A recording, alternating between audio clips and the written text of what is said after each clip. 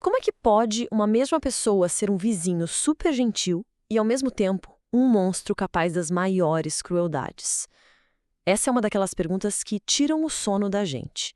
E a resposta, por mais incrível que pareça, pode estar bem aqui dentro do nosso cérebro, em um tipo de circuito. Então, bora entender essa história.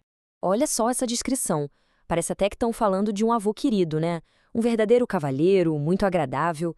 Pois é, o homem descrito aí é Joseph Mengele. Depois da Segunda Guerra, ele fugiu e veio morar aqui no Brasil. E as pessoas que conviveram com ele o descreviam exatamente assim. Um cara educado, distinto. E é aí que o queixo da gente cai. Porque esse mesmo homem, esse cavalheiro, era conhecido como o anjo da morte do campo de concentração de Dachau, um médico premiado que usava todo o seu conhecimento para fazer experimentos terríveis, anotando o sofrimento das vítimas com uma frieza de dar calafrios. A pergunta é como? Como é que essas duas figuras, o cavalheiro e o monstro, cabem na mesma pessoa? Essa pergunta virou a obsessão de um neurocientista, o Simon Baron-Cohen. E para ele a coisa era bem pessoal, sabe? Os avós dele foram sobreviventes de Dachau. Então ele dedicou a vida inteira a encontrar uma resposta, mas não na filosofia ou na psicologia. Ele foi procurar direto na fonte, na fiação do nosso cérebro. E o que ele descobriu foi algo fundamental sobre a nossa, digamos, programação de fábrica. Pensa bem, não somos uma espécie que só chegou até aqui porque aprendeu a cooperar. A nossa força está no grupo. E para garantir que a gente não saia por aí se destruindo, a natureza instalou um tipo de freio de segurança no nosso cérebro, uma trava contra a crueldade. E é essa trava que o Garen Cohen chamou de circuito da empatia. Tá, mas como esse circuito funciona na prática? É um processo de 3 passos. Primeiro, o reconhecimento. Tem uma parte do cérebro que é tipo um scanner de rostos. Ele olha e diz, opa, isso é um ser humano e parece que ele está com dor. Segundo passo, o espelhamento. A gente meio que sente junto. Sabe quando você vê alguém se machucar e faz uma careta como se a dor fosse sua? É isso. E por fim, o terceiro passo, a avaliação. Aí a parte mais racional do cérebro entra em ação e decide o que fazer. Juntos, esses 3 passos formam a nossa barreira natural contra a maldade. Certo, se todos nós temos esse sistema instalado, por que a história está cheia de exemplos em que ele falha de forma catastrófica? O que é que pode desligar esse circuito? Qual é o interruptor? A resposta, por mais bizarro que pareça, está em como o nosso cérebro decide o que é e o que não é uma pessoa. Uma neurologista chamada Susan Fiske descobriu uma coisa fantástica. É como se o nosso cérebro tivesse 2 luzes diferentes. Quando a gente olha para um objeto, tipo uma cadeira, uma luz acende.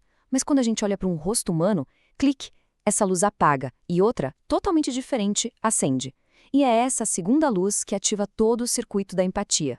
Isso nos leva a uma palavra-chave aqui: coisificação. Esse termo foi criado por Viktor Frankl, um psiquiatra que sobreviveu aos campos de concentração. Ele percebeu que era isso que os nazistas faziam. Eles transformavam pessoas em coisas.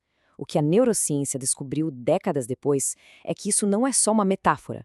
O cérebro literalmente faz essa troca. Ele desliga a luz de pessoa e acende a luz de objeto. Lembram daquele caso terrível, em Brasília, de uns jovens de classe média que atearam fogo num homem que dormia na rua? A justificativa deles foi: a gente pensou que era um mendigo. Nessa frase, eles revelaram todo o mecanismo. Para eles, mendigo não era uma pessoa.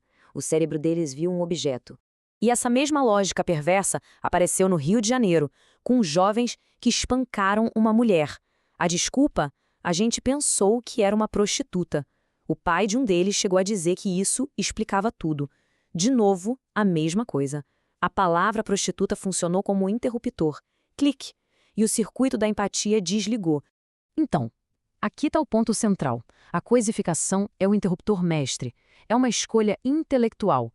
Quando alguém se convence de que um certo grupo de pessoas, seja por qual rótulo for, não é gente de verdade, o cérebro obedece. Ele desliga a empatia. E aí, machucar essa coisa se torna tão indiferente quanto amassar uma folha de papel.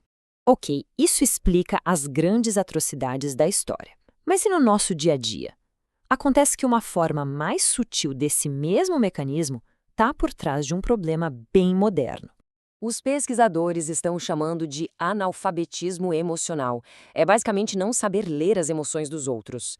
Lembra do primeiro passo do circuito? reconhecer o que a outra pessoa está sentindo. Se alguém não consegue nem fazer isso, se não identifica a dor, a vergonha ou o medo no rosto de alguém, o resto do circuito nem é ativado. E por que isso está aumentando? Bom, as famílias estão menores, a gente convive menos com avós, tios. As crianças de hoje têm pouco contato com pessoas mais velhas, com gente doente, com qualquer tipo de sofrimento real. E a convivência cara a cara está sendo trocada pela tela do celular. Na prática, as crianças estão perdendo as aulas práticas sobre emoções humanas.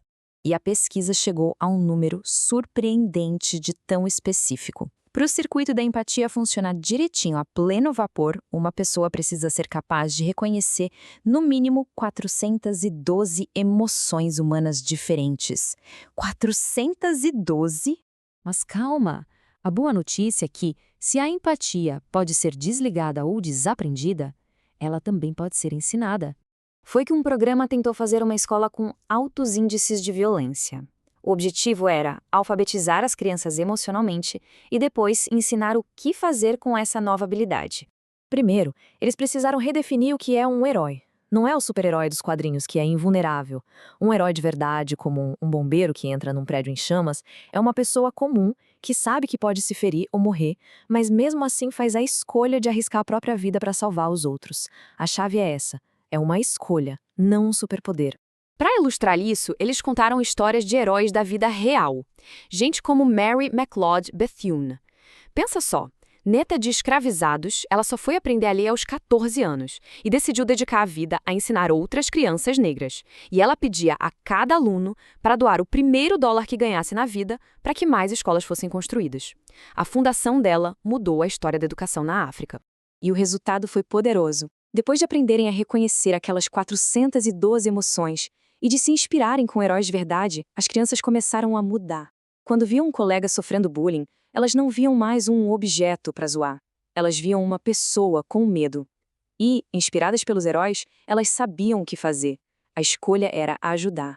E isso tudo nos traz de volta à pergunta inicial, mas agora apontada para nós. A crueldade, na maioria das vezes, não é fruto de um cérebro defeituoso. É fruto de uma escolha. A escolha de coisificar alguém. De pensar, esse tipo de gente. Sabendo que esse interruptor existe dentro de todos nós, a questão que fica é: o quão vigilantes nós estamos sobre as pequenas coisificações que fazemos todos os dias?